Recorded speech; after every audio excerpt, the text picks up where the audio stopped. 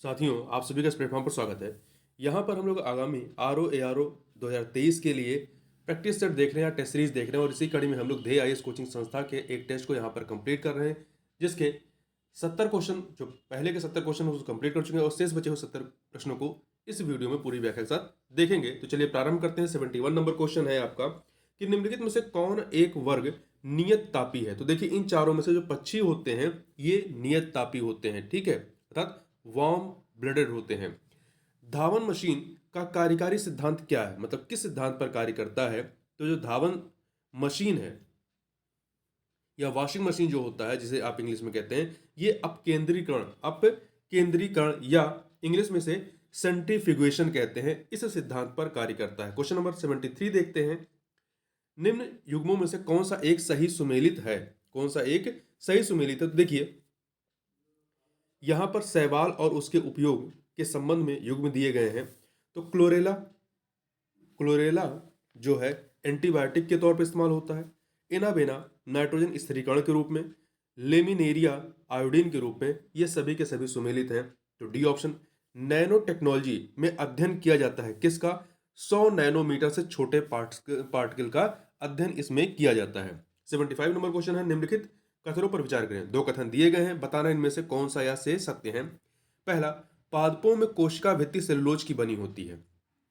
पादपों में कोशिका भित्ति सेलुलोज की बनी होती है, ये कथन सही है। दूसरा, कवकों में कोशिका भित्ति काइटिन की बनी होती है, ये कथन भी सही है। तो दो के दोनों कथन यहां पर सही है, इसलिए आपका सी ऑप्शन जो है 1 और 2 दोनों सही हो जाएगा। अगला है 76 नंबर क्वेश्चन। प्रकाश संश्लेषण की प्रक्रिया में आवश्यक जल का अवशोषण किया जाता है।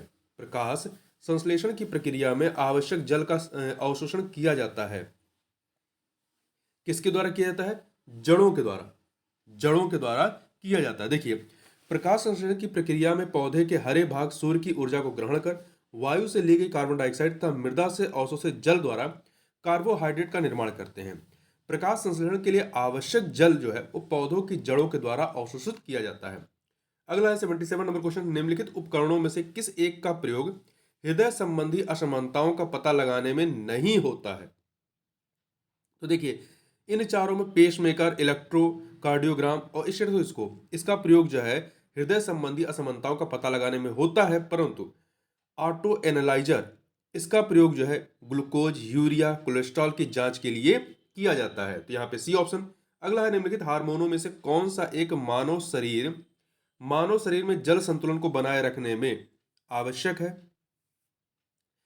तो जल संतुलन को देखिए, इसमें आप सी ऑप्शन देखें, एंटी डाईयूरेटिक हार्मोन जो होता है ये मानव शरीर में जल संतुलन को बनाए रखने में सहायक होता है। इसे वैसोप्रेसिन भी कहते हैं। जबकि सोमैट्रोट्रोपिक हार्मोन, यह हार्मोन शरीर की वृद्धि का नियंत्रण करता है। और ल्यूटिनाइजिंग हार्मोन, यह पुरुषों में नर हार्मोन्स के स्त्रावण को प्रेरित करता है। अगला है, लैंगर हैंस की द्वीपिका निम्नलिखित में से किस एक अंग का भाग है। तो किस एक अंग का भाग है। तो ये अग्नाशय का, ठीक है, ये अग्नाशय का या इंग्लिश में जिसे कहते हैं पेंक्रियास का भाग है। इसकी खोज लैंगर हैंस नामक चिकित्सा शास्त्री ने की थी। इसके बीटा कोशिका से इंसुलिन नामक हार्मोन स्त्रावित होता है। इंसुलिन के अल्प मतलब कम स्त्रावण से मधुमेह नामक रोग हो जाता है। आगे बढ़ते हैं। 80 नंबर क्वेश्चन। निम्नलिखित में से कौन सा वर्णी लवक शैवालों में लाल रंग के लिए उत्तरदायी होता है। तो देखिए, रोडोप्लास्ट ये जो है शैवालों में लाल रंग के लिए उत्तरदायी होता है। देखिए, वर्णी लवक पौधों के रंगीन भाग जैसे कि पुष्प, फलवित्ती, बीज आदि में पाए जाते हैं। ये हरे रंगों को छोड़कर अन्य कई रंगों जैसे लाल, पीले, नारंगी आदि रंग के होते हैं।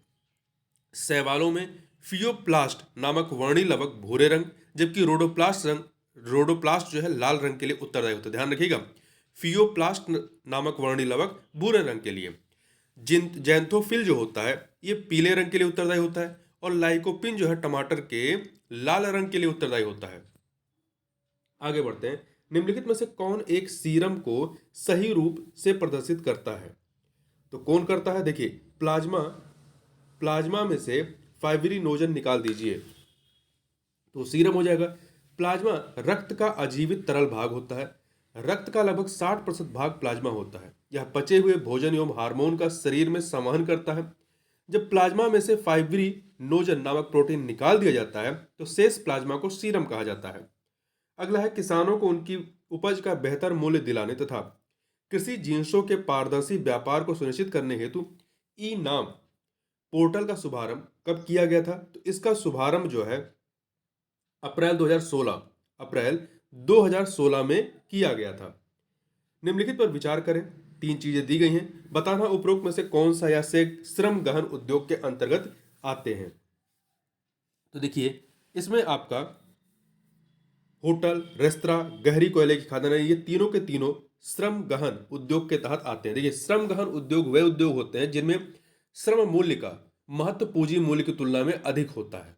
मतलब जिसमें काम करने वाले लोग अधिक चाहिए होता है, जैसे होटल है, रेस्तरां है, गहरी कोयले की खदानें आदि श्रम गहन उद्योग के अंतर्गत आते हैं। अगला है, कथन कारण का प्रश्न है। तो देखिए, कथन अभिकथन दिया गया है कि एक दी हुई समयावधि में कीमतें एवं मौद्रिक आय दोनों दोगुनी होने पर वास्तविक आय अपरिवर्तित रहती है। एक दी हुई समयावधि में कीमतें एवं मौद्रिक आय दोनों दोगुनी होने पर वास्तविक आय अपरिवर्तित रहती है। सही है। कारण, क्योंकि बढ़ी हुई कीमतें बढ़ी हुई मौद्रिक आय को प्रतिसंतुलित कर देती हैं। तो कथन कारण सही और व्याख्या भी हो रहा है, इसलिए ए ऑप्शन हो जाएगा। आगे बढ़ते हैं, क्वेश्चन नंबर 85 देखते हैं। निम्नलिखित में से कौन पूंजी निर्माण की प्रक्रिया में सम्मिलित है? कौन पूंजी निर्माण की प्रक्रिया में सम्मिलित है? देखिए, पूंजी निर्माण की प्रक्रिया में बचत सृजन, बचत संग्रहण, बचत का निवेश, ये तीन के तीनों प्रक्रियाएं सम्मिलित हैं। तो यहां पर डी ऑप्शन हो जाएगा, उपरोक्त सभी। देखिए, किसी भी अर्थव्यवस्था में बचत सृजन, बचत संग्रहण तथा उत्पादन क्षेत्र में बचत के निवेश की समग्र प्रक्रिया को पूंजी निर्माण कहा जाता है। आर्थिक विकास को निर्धारित करने वाले कारकों में पूंजी निर्माण की दर सबसे ज्यादा महत्वपूर्ण होती है। जीवन की भौतिक गुणवत्ता सूचकांक का प्रतिपादन किसने किया था? तो इसका जो प्रतिपादन है वो मॉरिस डी मॉरिस ने किया था। इसके लिए उन्होंने 3 संकेत को चुना: जीवन प्रत्याशा, शिशु मृत्यु दर और मौलिक साक्षरता। अगला है, वह बाजार जिसमें अल्पकालीन राशियों के रूप में उधार लिया व दिया जाता है, क्या कहलाता है? उसे भारतीय मुद्रा बाजार कहते हैं। क्या कहते हैं? भारतीय मुद्रा बाजार कहलाता है।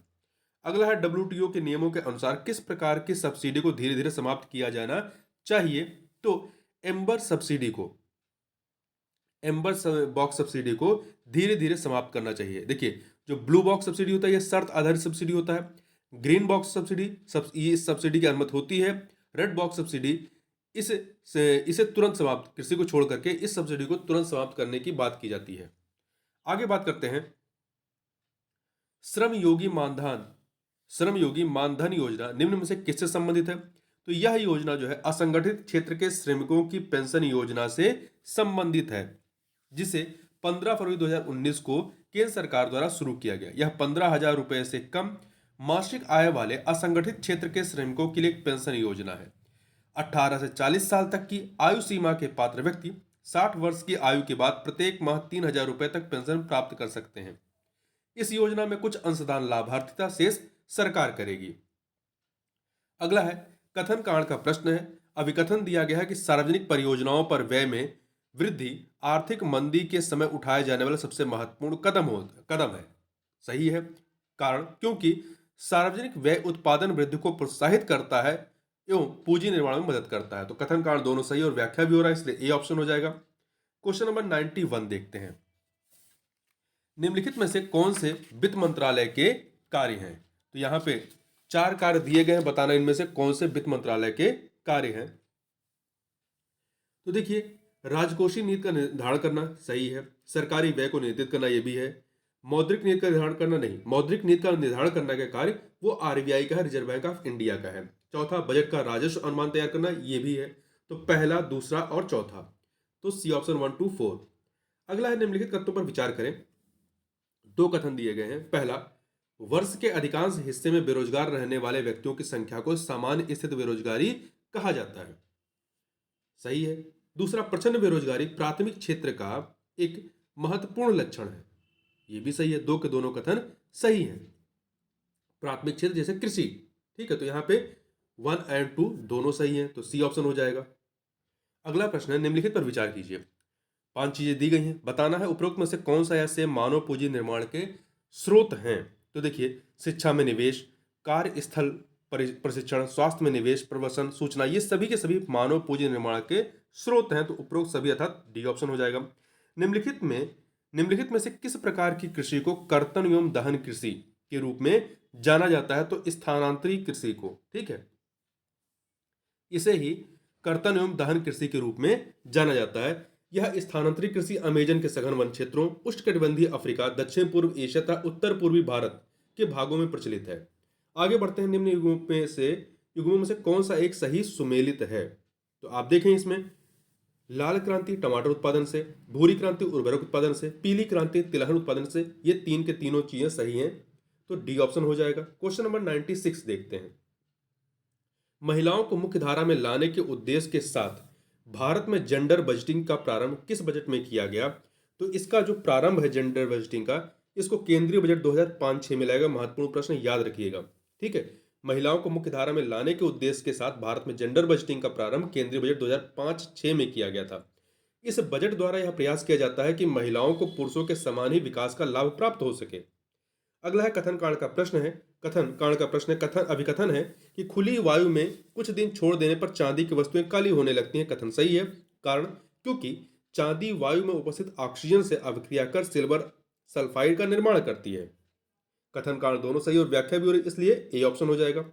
अगला, निम्नलिखित में से कौन सा एक औद्योगिक तंत्र का सही क्रम है। औद्योगिक तंत्र का सही क्रम है, तो देखिए, निवेश प्रक्रम निर्गत।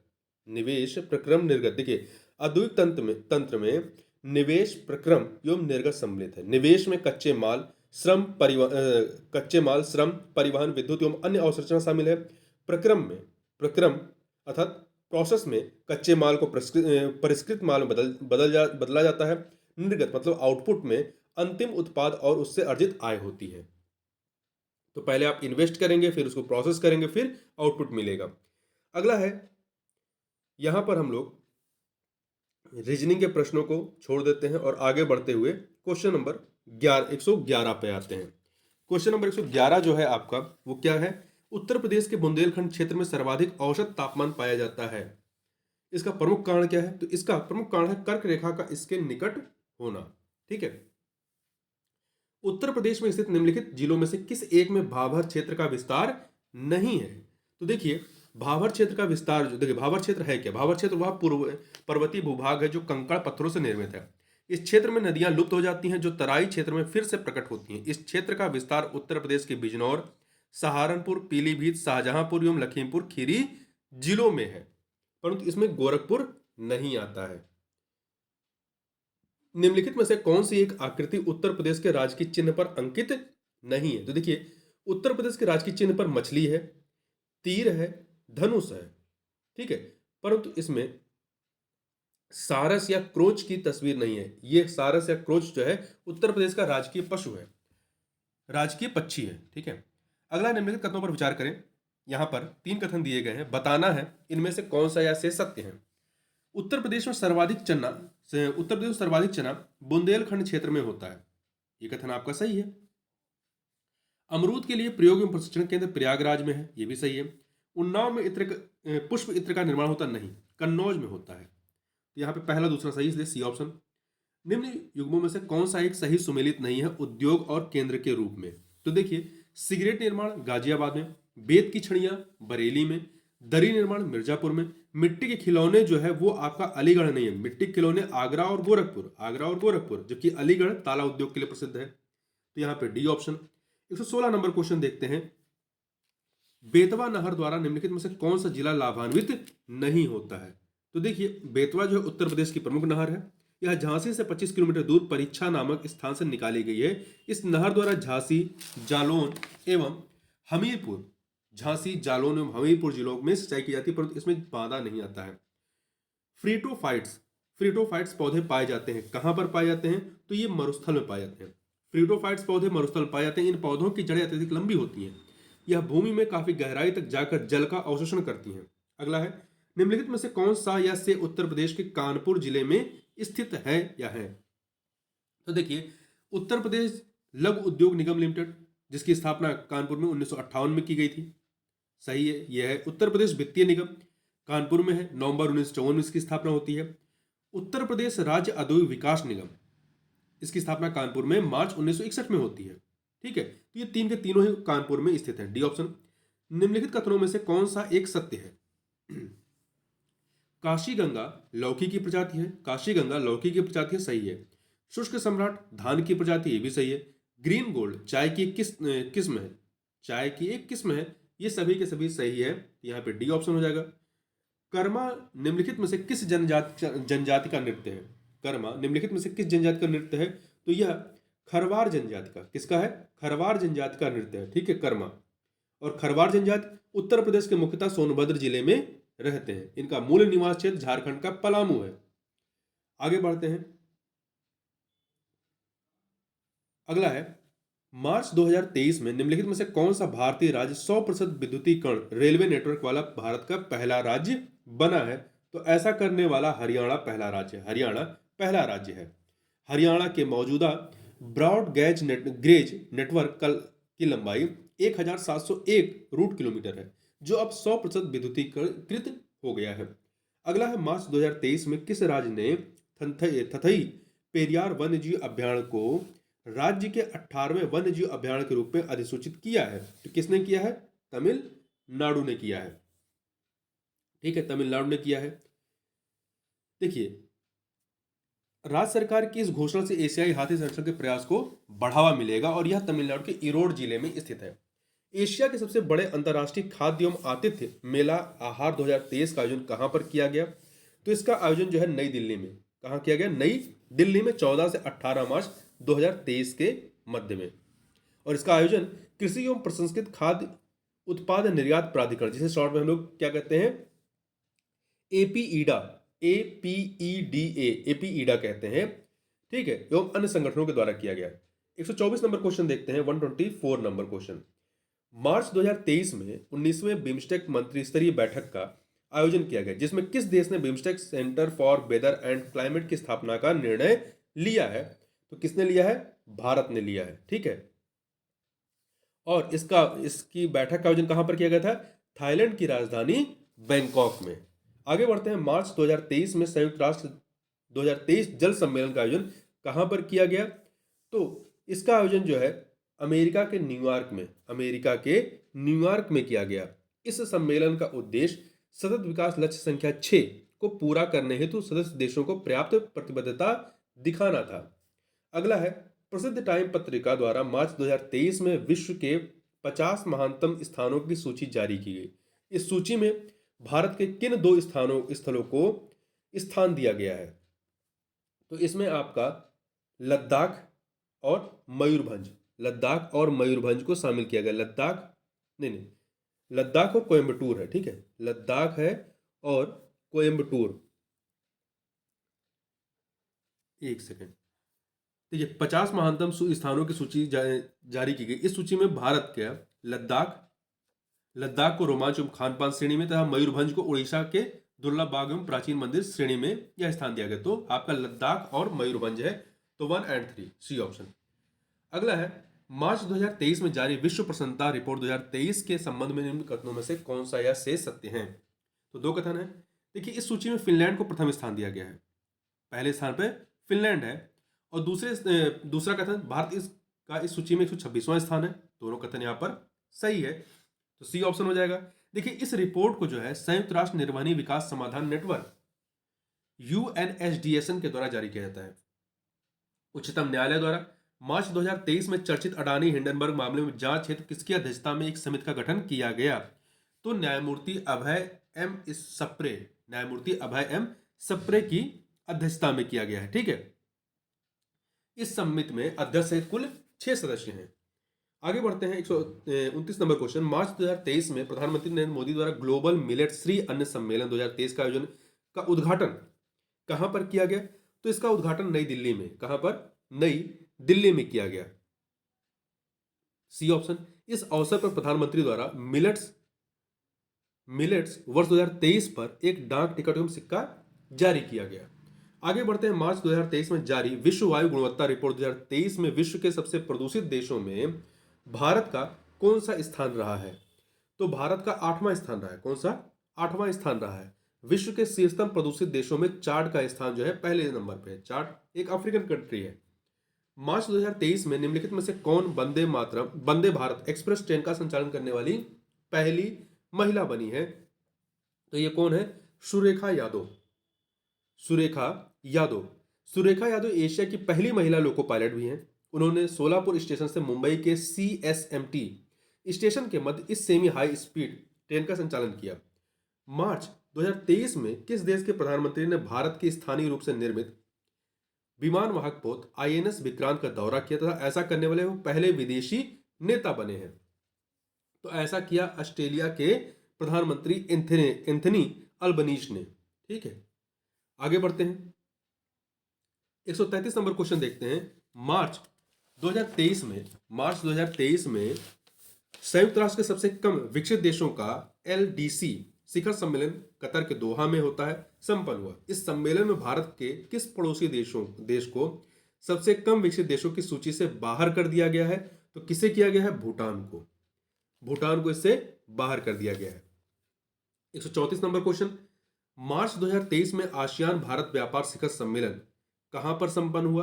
तो यह जो है आपका कुआलालंपुर में संपन्न हुआ। कुआलालंपुर में संपन्न हुआ। ठीक है, आपको कमेंट बॉक्स में बताना है ये किसकी राजधानी है। और इस शिखर सम्मेलन का जो विषय था वो रणनीतिक व्यापार साझेदारी के लिए आसियान भारत आर्थिक संबंधों को मजबूत करना और आगे बढ़ाना था। 135 नंबर क्वेश्चन देखते हैं। मार्च 2023 में भारत सरकार द्वारा नई विदेश व्यापार नीति 2023-24 की घोषणा की गई। इस नीति के अनुसार किस वर्ष तक भारत के कुल निर्यात को $2 ट्रिलियन तक बढ़ाने का महत्वाकांक्षी लक्ष्य निर्धारित किया गया है? तो यह निर्धारित किया गया 2030 तक। 2030 तक हमें $2 ट्रिलियन तक बढ़ाने का महत्वाकांक्षी लक्ष्य रखा गया है। इसमें व्यापारिक एवं सेवा क्षेत्रों से समान योगदान शामिल किया गया है। मार्च 2023 में केंद्रीय सड़क और परिवहन मंत्री नितिन गडकरी द्वारा भारत के किस शहर में मेथनॉल से चलने वाले बसों का अनावरण किया गया है? कहां पर किया गया है? तो बेंगलुरु में किया गया है। ठीक है, ध्यान रखिएगा, बेंगलुरु में। मार्च 2023 में प्रधानमंत्री नरेंद्र मोदी द्वारा भारत के किस शहर में देश के पहले public ropeway network urban transport railway ropeway की आधारशिला रखी गई है? कहां पर रखी गई है? तो ये वाराणसी में रखी गई है। कहां पे? वाराणसी में रखी गई है। इस रोपवे की लंबाई 3.8 किलोमीटर होगी। 3.8 किलोमीटर होगी। मार्च 2023 में निम्नलिखित में से किसे भारतीय वायुसेना द्वारा पश्चिमी क्षेत्र में लड़ाकू इकाई की पहली महिला कमांडर नियुक्त किया गया? पश्चिमी क्षेत्र की। ठीक है, तो किसे? शालिजा धामी को नियुक्त किया गया है। ठीक है, भारतीय वायुसेना के 90 वर्षों के इतिहास में पहली बार कोई महिला कॉम्बैट यूनिट की कमांडर बनी है। अगला है, निम्न युग्मों में से कौन सा एक सही सुमेलित नहीं है? युद्धाभ्यास, सैन्याभ्यास और देश। तो इसमें देखें, ऑफिनडेक्स 2023 भारत और 23 दक्षिण अफ्रीकी देशों के मध्य में, फ्रिंजेक्स 2023 भारत और फ्रांस के मध्य में, खंजर 2023 भारत और किर्गिस्तान के मध्य में, बोल्ड कुरुक्षेत्र 2023 भारत और जापान के मध्य में नहीं। ये भारत और सिंगापुर के सेनाओं के मध्य आयोजित किया गया। ठीक है, तो यहाँ पे डी वाला सही नहीं है। मार्च 2023 में SCO संघीय सहयोग संगठन पर्यटन प्रशासन के प्रमुखों की बैठक का आयोजन कहां संपन्न हुआ? तो इसका आयोजन जो है उत्तर प्रदेश के वाराणसी में किया गया। उत्तर प्रदेश के वाराणसी में किया गया। ठीक है, इस बैठक में वाराणसी या काशी को SCO देशों की पहली पर्यटन एवं सांस्कृतिक राजधानी घोषित किया गया। तो इन चीजों को आप याद रखिएगा। तो इस वीडियो में बस इतना ही। मिलते हैं नेक्स्ट वीडियो में, तब तक के लिए बहुत बहुत धन्यवाद।